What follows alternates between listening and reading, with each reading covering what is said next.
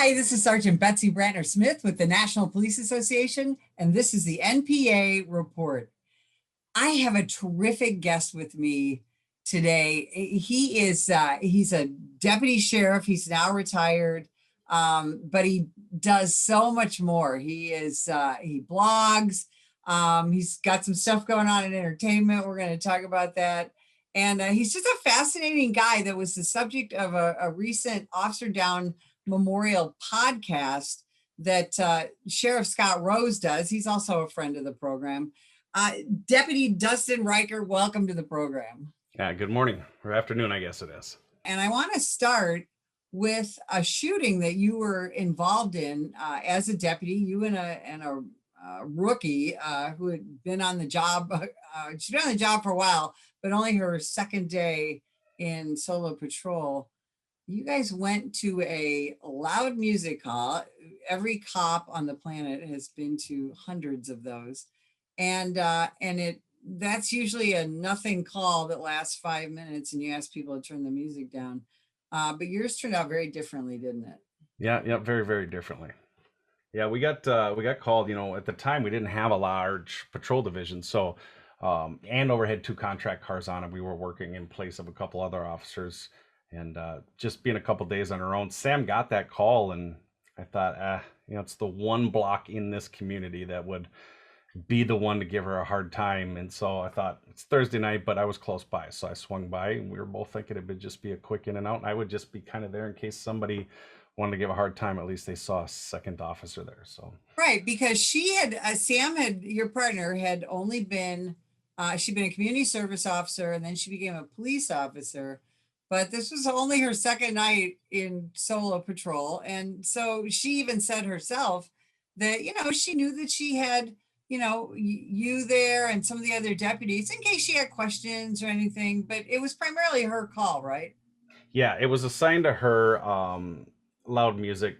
Again, that's normally when I would just say I'd advise and go alone. But yeah, she was a CSO with us for a couple of years, and she's a friend of mine. And then when we were working that night, we were supposed to go. She wanted to learn about meth houses, and since we were Rover cars, we were going to go just teach her. I love anybody who wants to chase dope, so that was the goal. And instead, we were dealing with barking dogs and loud music calls, which 2 days on our own. But our FTO program is about 3 months, and in that time, she worked a lot of her time with me, and I wasn't the FTO. I would just be at the same calls as her, and I threw every curveball I could at her, and she probably lost a lot of sleep over it at nights, but she did a great job. And so 2 days on her own, she was actually off FTO early, and it just was just the one neighborhood was the reason why I even showed up. So you guys go to this loud music call in a duplex area, and it was a block in your patrol area that had caused some problems in the past. And you guys go, and my favorite part of this whole story is the music that you heard when you go up to the house that's playing the loud music. And every loud music call I've ever been to, it's Marilyn Manson or some other kind of metal or something.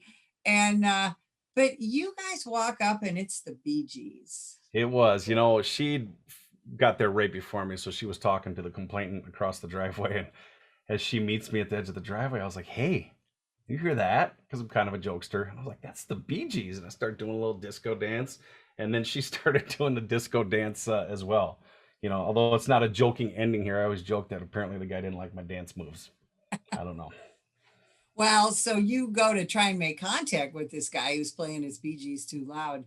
And, and things got pretty intense pretty fast, didn't they? Talk about it. Yeah, it changed really, really fast, which is interesting. She went to the door. She's just knocking.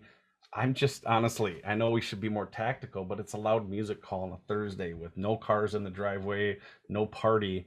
And I'm just kind of looking in the window like, yeah, there's a light on in the back. I see a shadow. Okay, somebody's coming. Oh, he went back in the kitchen. Oh, and then that's when he came back. He had the gun in his hand, and we of course retreated to. There was no safe spot. The trees were about this big in the yard. The cars were all too far away. It's a duplex, so I don't have a corner of the house. It was a unique dynamic situation that I'm not sure I've ever met in training. Well, Well, so here you are. Now you're knocking on this guy's door and he walks toward it with a gun. And I think some people might say, well, he's just protecting his house, right? Absolutely. I can't speak for Sam overall, but my mind frame being experienced is this isn't going to happen. We get our guns out and I'm standing next to her and all I kept thinking is if he starts shooting at us, we're both going to get hit. And so it was a tough decision to make because I knew that that was the most tactical spot we had. And so I just took one big step away from her and by that time it was like, uh-oh, it's too late. I'm out in the open. So we're going to have to address this. But even as I fanned over, there's no way. It's a full moonlit night. We're yelling police, sheriff's office. It was a fluke. I mean, everybody has the right to have a firearm, especially in their house. It's the point where that gun was raised and brought outside the door that obviously it was taken to the next level. And I had to make some very serious decisions. So the suspect comes to the door and opens the door and raises that pistol right up to your eye level, doesn't he? Yeah, I started out at my chest, and quite frankly, that was the point where the decision was made. I'm going to pull the trigger, and by the time, because he was in an elevated position, by the time that I had gotten my gun to his chest and pulling that trigger, because of course everybody thinks we shoot arms or legs. Center mass, got to stop that threat as soon as possible. He had already had it pointed between my eyes, and it was when I shot. I actually remember my head because that gun looked so big to me that my head popped backwards as I shot. I pulled So twice, but it only went off once. It was weird. right. So you fire twice, which, a lot of times that's what we're trained to do, but you fired so fast that your pistol didn't have time to recycle.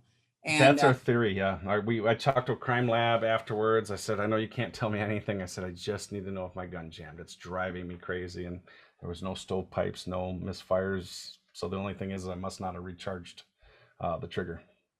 well, it's a really intense situation. Yeah. You're shooting, you're being shot at. So you shoot him, but at the same time, he shoots you, right? Kind of. So when I shot him, I knew I hit him.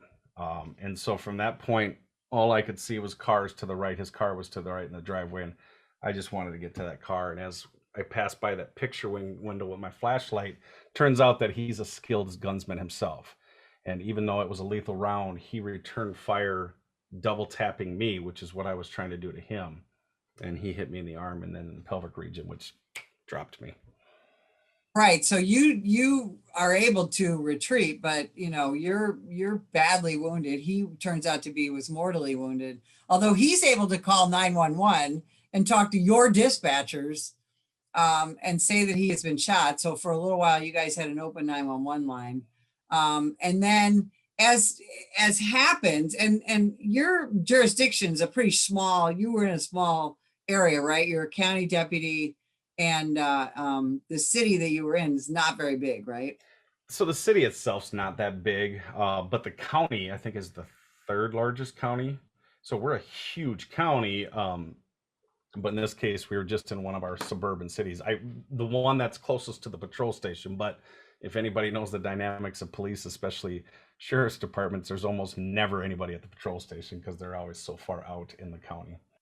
Right, right. So Sam calls in, officer down, shots fired, and all of a sudden, everyone is there, right? Everyone from multiple jurisdictions, they're able to rescue you, get you to the hospital, and ultimately resolve this case. Your case went to the grand jury, and of course, you were found to have not done anything wrong. You were just doing your job.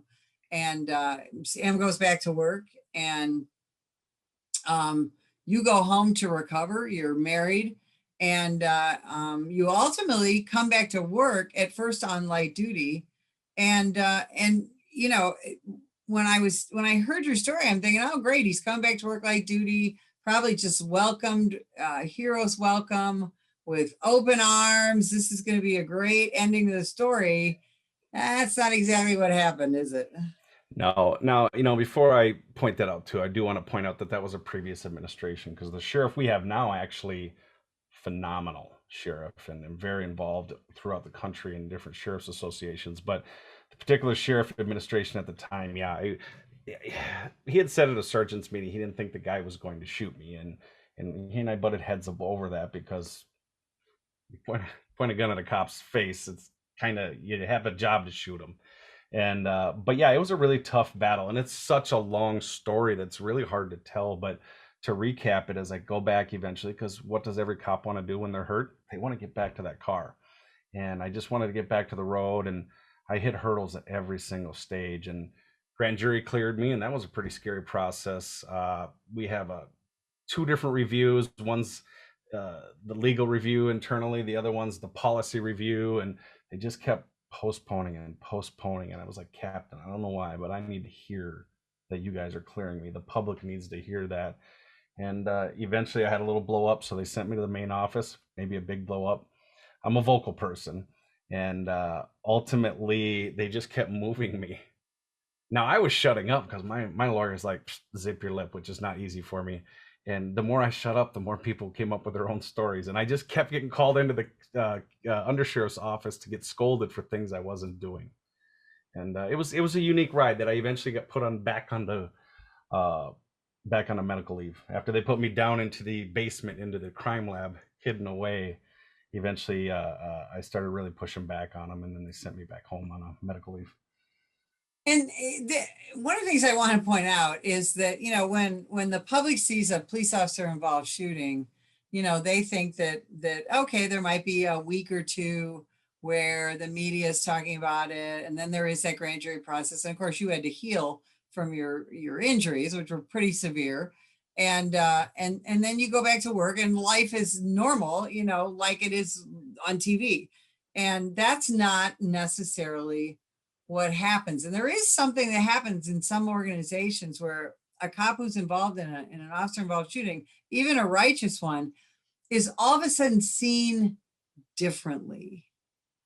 And it can really be absolutely life changing, right? Not just because you were forced to take a human life, but all the reaction, not only from your administration, but sometimes from your coworkers. I don't think a lot of people know this, but a police department has about as many rumors as your average high school, and lots of rumors. The rumor mill was causing you problems as well. And you ultimately discovered that you had some post-traumatic stress, didn't you? I did. To talk about that, people don't realize cops are really hard on themselves, on each other. I mean, like really hard on each other. My guys and gals in my department were really good to me. Administratively, not so much. Sam got a lot of pressure from admin that I didn't know about, and the partners, which I back what she did 100% that night. But yeah, I eventually I failed the psych, a fitness for duty evaluation. Um, if you want to know more, I mean, ultimately, I wrote every single detail in the book to be open and honest so I could heal. But um, it was a pretty scary, and I hate to sound like a conspiracy theorist, but I kept thinking to myself, are they messing with me on purpose? This can't be true. And they were. And I couldn't believe that I came to that conclusion. And actually, Sam in this recording confirmed more than I even knew. But yeah, it was rough. And ultimately, I was diagnosed with histrionics and narcissism. I accepted it for about 5 minutes and then called my lawyer, and the fight was on, and we went to a specialist. And turns out cops take the psych test differently once they've been an experienced cop, once they've been in traumatic situations. So it was just a complete flub, and I got cleared by him, and then the fight was on. But long story short, it was just burning me out. I was going to be that crabby old cop that I didn't want to be, and I knew I was struggling with the PTSD, and I knew my arm still hurt. So I just asked my lawyer if we could maybe medical out. And so that's what you did. You took a medical retirement, right? Yeah, for my arm. I refused at that time. There still is, but at that time there was a big stigma around PTSD or post traumatic stress or post traumatic stress syndrome, whatever you want to call it. Huge stigma at the time, and I wanted to do everything I could not to make it about that. As a matter of fact, when we agreed to retire, he wanted me to sign off that he didn't have to uh, uh, grant a permit to carry. I was like, it's too late. I already saw it coming. We already got it from you.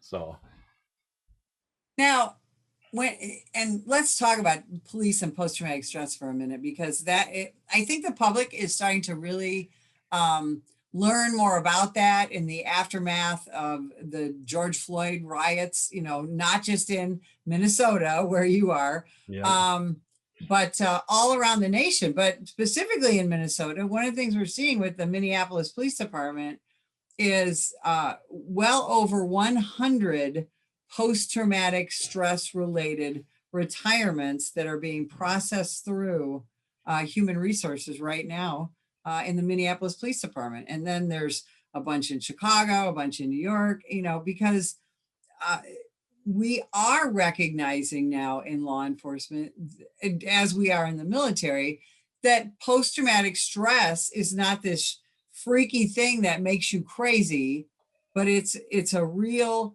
issue that needs to be dealt with, right? That's what you learned. Yeah, as they're figuring out a variety of terms, but it builds up. Cumulative PTSD, which I think is the one that most cops are dealing with. I know everybody around me felt like, oh, the shooting must have given you, and it did, but I had less trauma surviving or revolving around that than I did in the actual handling. And I went to a therapist that gave me EMDR, eye movement rapid desensitization, and it's just like a DUI test. And she's like, just put a picture in your mind and tell me when it changes. And it would change rapidly. And all of these weird things in my life and all these calls. And she explained it like it's downloading from your short term memory to your long term. And it was just exhausting. You can't drive home. And it was then that I really realized, as I talked about on the podcast, if you take a soda pop can, and that's what it is, all your life's traumas, bad relationships, abusive scenarios, problems with supervisors, conflicts with anybody, dead bodies, dead children, I think eats all of us alive. And you take all those and it's just in this pop can shaken up, and the shooting is kind of like the opening of the can. It just explodes everywhere. And I think that's the best relation I can try to paint visibly for people. And it's important to get it treated, because that's where we're dealing with those suicides for both law enforcement or military. And I definitely could go without hearing about another suicide ever again. But since this is my passionate world, and I could definitely go without losing another officer to suicide. Well, and as we talk about all the time, we law enforcement officers die about 2.5 times by our own hand as we do by felonious assaults. I mean, it gets worse every year. And it's something that we really need to talk about. And EMDR, and for people who aren't familiar with that, just do a quick Google search. And it's not just for cops and military. Anybody who's experienced trauma, a therapist who is skilled at EMDR, it can be enormously helpful for people who've experienced trauma. So I know it helped you. When did you decide to write the book, and what was that process like? I felt bad writing it in one sense, but I got hired to do a speaking event, and I knew I shouldn't have taken it because it was too long and I wasn't ready. I'm a perfectionist, and but I took it because I needed the money. And when I did it, it was hard. It was very hard for me, and I got through it. Sam came, so it was even harder knowing she was in the audience. It's the first time we'd seen each other in a long time. And after that, I started talking to a couple friends, and they said, well, maybe you just need to write it down and get it organized. And as I did that, I started to go, this looks like a book. And then I held on to it for a couple of years, and I kept rewriting it, but I felt bad. And finally, I realized that that's what was helping me heal. And I didn't expect it, but a lot of officers who were really struggling that read it had dealt a lot with administrative issues, because it really dives a lot into that. And they said it really helped them move through knowing that there's life beyond the badge, that there's life beyond the fight with the administration. And I felt really good every time I hear something like that. That wasn't my intent. My intent was to tell my story, but apparently by doing that, it's helped some. So I'm happy as can be about that.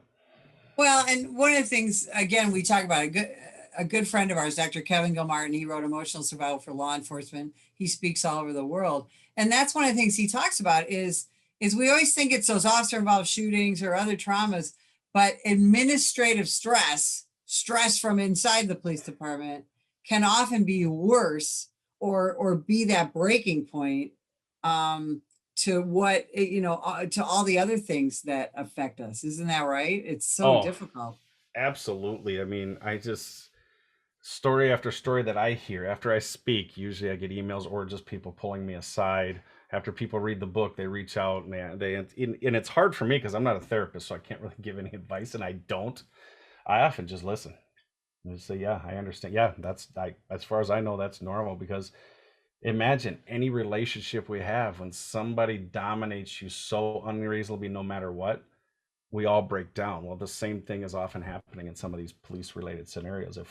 If something happens that goes against generally what I see as the political or personal aspirations of either that supervisor or administration, then the thunder comes down and you become the pawn. And a lot of cops aren't wired that way.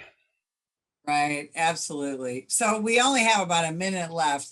What are your hopes and what do you see for the future of law enforcement now? I think and know we're in trouble. And we're in trouble because the drop of applicants. I applied for state patrol once and there was one spot for 300 of us.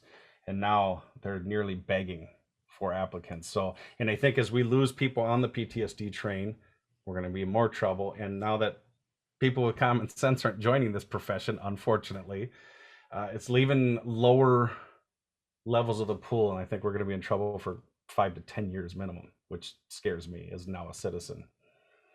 Right. And then hopefully we'll cycle out of it, right? Hope so. By the time Yeah. I'm old and frail, hopefully we finally cycle back so we can feel safe again. Dustin, where can people find you, find the book, find your website? How can they bring you in to speak? I would love to speak, talk, get you a book, anything else. 10-88officerdown.com is the website that we designed for it. And if you forget the dash, it's okay. 1088officerdown.com will get you there too. So definitely check it out. I'm here hopefully just to help bring any message we can, because there's life beyond the badge and cops aren't bad. Dustin, thank you so much for spending time with us today. And if you would like more information about the National Police Association, visit us at nationalpolice.org.